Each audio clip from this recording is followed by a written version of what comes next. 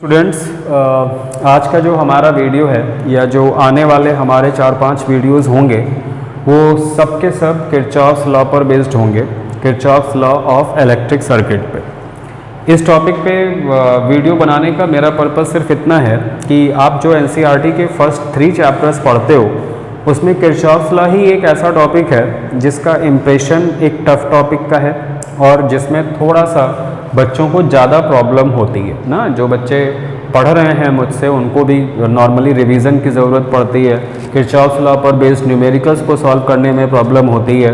तो आने वाले ये जितने भी वीडियोस हैं 4 to 5 उन सब वीडियोस में हम पूरी तरीके से किरचॉफ्स लॉ और किरचॉफ्स लॉ पर बेस्ड प्रॉब्लम्स को डिस्कस करेंगे, ठीक है।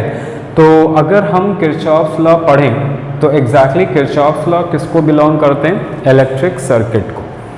किसी भी इलेक्ट्रिक सर्किट पर हम किरचॉफ्स लॉ को अप्लाई करते हैं। किरचॉफ्स लॉ को अप्लाई करने की ज़रूरत क्या, means what is the need to apply the Kirchhoff's law. Exactly बच्चों, किसी भी सर्किट में रेजिस्टेंस के कॉम्बिनेशंस को हमने 2 तरीके से पढ़ा है। एक हमने पढ़ा है सीरीज कॉम्बिनेशन और एक हमने पढ़ा है पैरेलल कॉम्बिनेशन, ठीक है।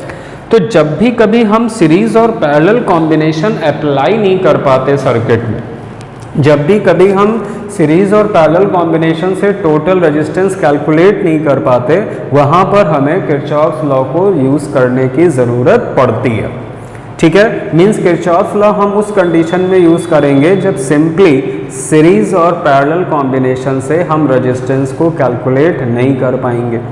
और भी मेथड्स हैं, जैसे किरचॉफ्स लॉ तो आप पढ़ते ही पढ़ते हो, अदरवाइज जब क्वेश्चन का स्टैंडर्ड बढ़ता है तो क्वेश्चन के बढ़ते हुए स्टैंडर्ड को सॉल्व करने के हिसाब से मेथड्स भी बदल जाते हैं। जैसे किरचॉफ्स लॉ में एक थ्योरी मैं आपको पढ़ाऊंगा, that theory is called shortest path theory, ठीक है। कोई भी चीज़ जब फ्लो करती है, कोई भी चीज़ जब मूव करती है तो मोशन में हर एक चीज़ शॉर्टेस्ट पाथ को चूज़ करती है। तो वही shortest path theory Kirchhoff's law का भी एक पार्ट है जो नॉर्मली बुक में डिस्कस नहीं है ना। तो बुक्स में डिस्कशन नहीं है, बट वो चीज़ अगर हमारे यूज़ आ सकती है तो हम उसको भी पढ़ेंगे।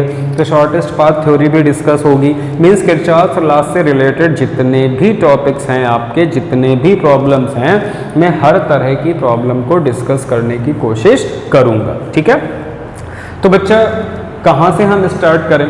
तो किरचॉफ्स लॉ से ना स्टार्ट करके हमें सबसे पहले तो इलेक्ट्रिक सर्किट को समझना चाहिए कि what do you mean by electric circuit.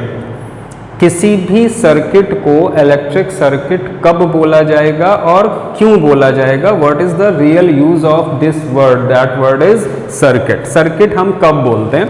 तो देखो, नॉर्मली इलेक्ट्रिक सर्किट ही नहीं होता, हर एक सिस्टम को सर्किट वर्ड बोला जा सकता है, लेकिन उस सिस्टम में कुछ चीज़ें होनी चाहिए। कौन कौन सी चीज़ें होनी चाहिए? तो बच्चा, किसी भी सर्किट को कंप्लीट करने के 3 मेन पार्ट्स हैं।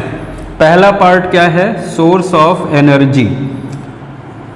सोर्स ऑफ एनर्जी का मतलब जो एनर्जी सप्लाई करेगा, जो करंट सप्लाई करेगा, जो चार्ज सप्लाई करेगा, ठीक है। सोर्स ऑफ एनर्जी के बाद जो दूसरी सबसे इम्पॉर्टेंट चीज़ है वो है कनेक्टिंग वायर्स या कंडक्टर वायर्स भी इन्हें तुम बोल सकते हो, ठीक है। सोर्स ऑफ एनर्जी चाहिए, कनेक्टिंग वायर्स चाहिए और उसके बाद एक चीज़ और चाहिए, that is called a particular resistance. Particular word मैं क्यों यूज़ कर रहा हूँ? मैं सिंपल रेजिस्टेंस भी बोल सकता हूँ। मीन्स एक ऐसा रेजिस्टेंस जो वेल डिफाइंड हो, जिसका वर्क डिफाइंड हो कि हाँ ये वर्क क्या करेगा। जैसे फ़ैन है तो fan is a particular resistance, हमको पता है कि फ़ैन हमें क्या देगा? फ़ैन हमें हवा देगा, ठीक है। बल्ब है, बल्ब हमें क्या देगा? बल्ब हमें लाइट एनर्जी देगा, ठीक है। तो ये 3 चीज़ें मिलकर किसी सर्किट को कंप्लीट करती हैं। अगर इलेक्ट्रिक सर्किट है तो there should be a source of energy which will provide you the current, ठीक है। कनेक्टिंग वायर्स होने चाहिए और एक रेजिस्टेंस होना चाहिए। इन तीनों को मिलाकर इलेक्ट्रिक सर्किट बनता है। तो डेफिनेशन क्या हो सकती है इलेक्ट्रिक सर्किट की? A system which consist a source of energy few connecting wires and a particular resistance is called electric circuit. एक ऐसा सिस्टम जिसमें एक सोर्स ऑफ एनर्जी हो, कुछ कनेक्टिंग वायर्स हों और एक रेजिस्टेंस हो, इस तरह के कॉम्बिनेशन को, इस तरह के सिस्टम को हम इलेक्ट्रिक सर्किट बोलते हैं। जैसे अगर मैं डायग्राम बनाऊं तो एक ये रेजिस्टेंस हो गया, ठीक है, एक ये सोर्स ऑफ एनर्जी हो गया, इन दोनों को कनेक्ट करने के लिए हमारे पास वायर्स हो गए, तो इस सिस्टम को हम क्या बोलेंगे? इस सिस्टम को हम बोलेंगे सोर्स ऑफ एनर्जी, ठीक है।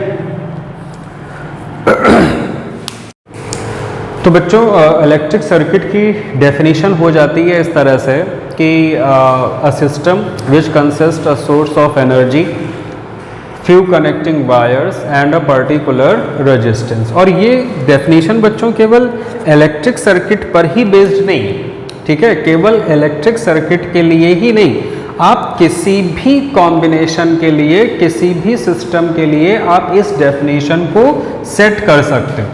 जैसे कि कहीं पर भी, जहां पर किसी भी सिस्टम में अगर कोई वर्क हो रहा है, उस सिस्टम के बारे में सोचो तो तुम्हें ये तीनों चीज़ें कहीं ना कहीं मिलेंगी। अपने घर के बारे में सोचो, अपने घर के बारे में अगर सोचो तो तुम्हारे घर में सोर्स ऑफ एनर्जी कौन है? तुम्हारे घर में सोर्स ऑफ एनर्जी तुम्हारे फादर हैं जो पैसा अर्न करके घर में ला रहे हैं, ठीक है। कनेक्टिंग वायर का रोल कौन प्ले कर रहा है? तुम्हारी मम्मी प्ले कर रही हैं, ठीक है, जो उस पैसे को यूटिलाइज कर रही हैं घर में। और रेजिस्टेंस कौन है? रेजिस्टेंस हो तुम, जिसके ऊपर वो पैसा खर्च हो रहा है, जिसके ऊपर वो एनर्जी खर्च हो रही है, ठीक है। तो मीन्स तुम्हारा घर भी एक तरीके से क्या है? एक तरीके से तुम्हारा घर भी सर्किट है। अब जरा अपने स्कूल्स के बारे में सोचो, तुम्हारे स्कूल्स में जो मैनेजमेंट है वो पैसा प्रोवाइड कर रहा है, टीचर्स किस तरह से वर्क कर रहे हैं, कनेक्टिंग वायर्स की तरह से वर्क कर रहे हैं, और तुम वहाँ पर भी क्या हो? रेजिस्टेंस। तुम लोग एक ऐसी चीज़ हो जो हर जगह पे रेजिस्टेंस ही हो, हर चीज़ का अपोज करना तुम्हारी प्रॉपर्टी है। मीन्स घर में भी तुमको मैं रेजिस्टेंस बोल रहा हूँ और स्कूल में भी तुमको मैं रेजिस्टेंस बोल रहा हूँ। मीन्स जहाँ कहीं पर भी एनर्जी का ट्रांसफॉर्मेशन है, जहाँ कहीं पर भी एनर्जी का इन्वॉल्वमेंट है, उन सारी चीज़ों को हम सर्किट बोल सकते हैं। बस कंडीशन हमारी क्या है कि सोर्स ऑफ एनर्जी हो, कनेक्टिंग वायर्स हो और एक पर्टिकुलर रेजिस्टेंस हो, ठीक है, ये हमारी कंडीशन है।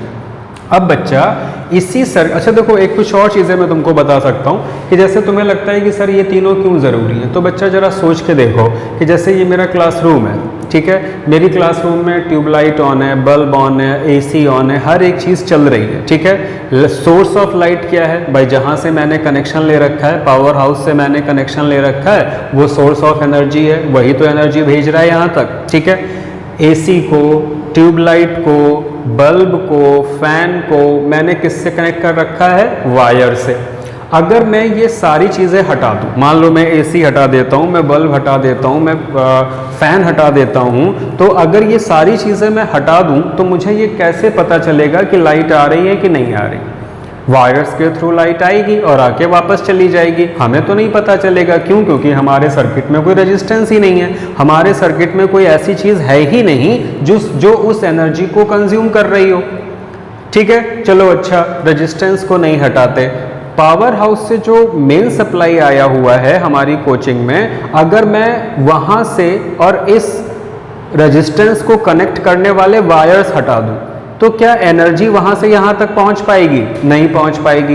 इट मीन्स वायर के बिना भी पॉसिबल नहीं है। और अगर सोर्स ऑफ एनर्जी हटा दूँ तो भी क्या सर्किट पॉसिबल है? नहीं। इन तीनों में से किसी भी एक चीज़ को अगर आप हटा देते हैं, किसी भी एक चीज़ को अगर आप मिस कर देते हैं, किसी भी एक चीज़ को अगर आप रिमूव कर देते हैं, तो हमारा सर्किट पॉसिबल नहीं होगा।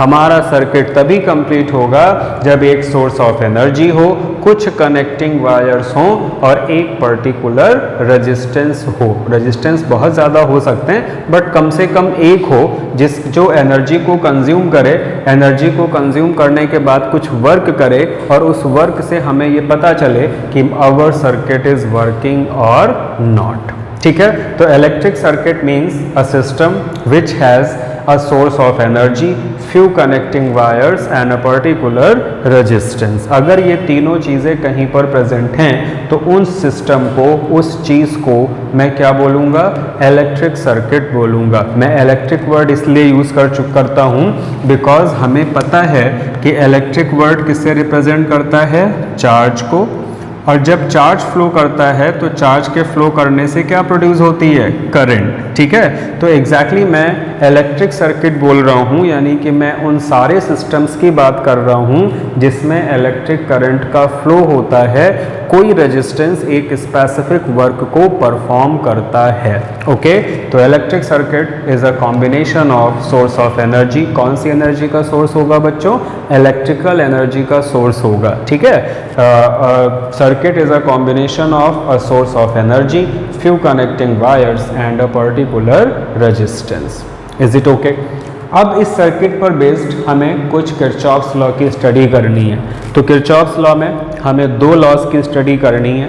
किरचॉफ के दो लॉज होते हैं, ठीक है, इलेक्ट्रिक सर्किट पर बेस्ड किरचॉफ के दो लॉज होते हैं। एक होता है फर्स्ट लॉ और दूसरा होता है सेकंड लॉ। ठीक है, इनके कुछ दूसरे नाम भी हैं बच्चों। फर्स्ट लॉ को हम बोलते हैं लॉ ऑफ जंक्शन।